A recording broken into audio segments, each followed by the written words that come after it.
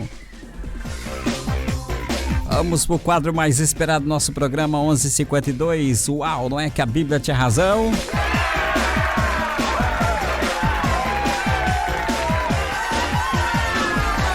Hoje nós vamos responder a pergunta. É uma pergunta assim, não é tão difícil não, mas é interessante a pergunta. A pergunta do nosso irmão Gilberto Correia.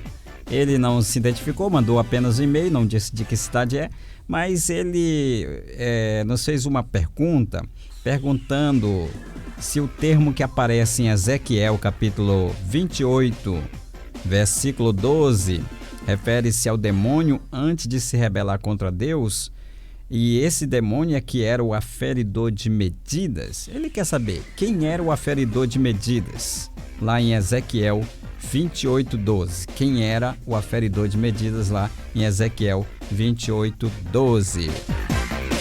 Vamos pro texto? Vamos pro texto. A Bíblia Sagrada, ela, de maneira clara, ela sempre descreve fatos de cunho inequívoco, ou seja, sem contradição, para nos orientar e nos revelar sua verdade absoluta, com a finalidade de nos nortear quanto à nossa vida eterna. Dentre inúmeras passagens, um texto que nos chama muita atenção pela forma profunda como descreve-se ser formidável, que fracassou em sua biografia. O assunto em apreço está no livro do profeta Ezequiel 28:12. Filho do homem, levanta uma lamentação sobre o rei de Tiro e diz-lhe: assim diz o Senhor Jeová, tu és o aferidor de medidas, cheio de sabedoria e perfeito em formosura. Em primeiro plano, aqui o texto delineia um rei humano, rei de Tiro, né? Tiro era uma antiga e importante cidade do estado da Fenícia.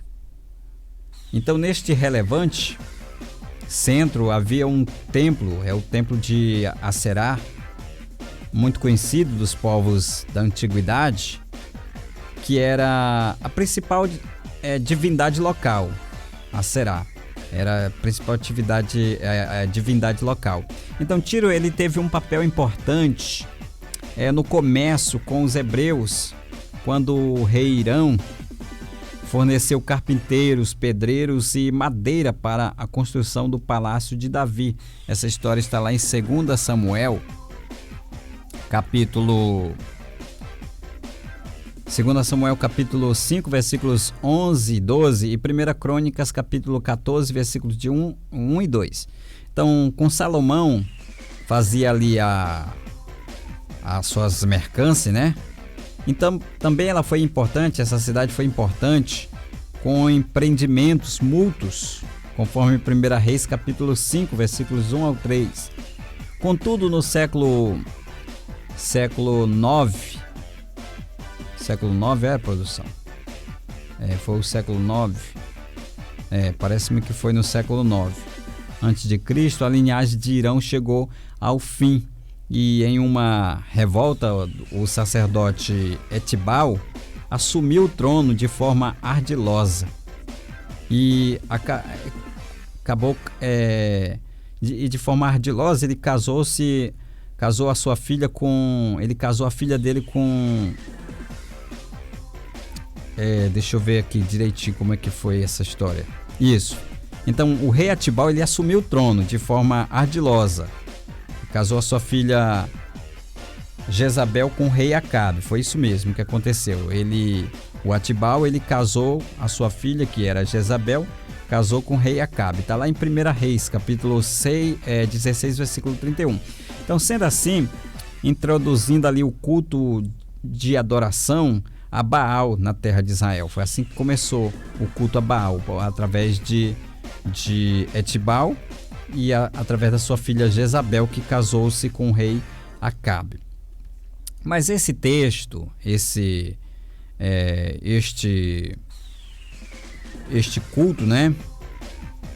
esse texto que o nosso ouvinte aqui pergunta sobre, que está descrito pelo profeta Ezequiel, que descreve ali um rei humano, o rei de Tiro, também descreve Satanás.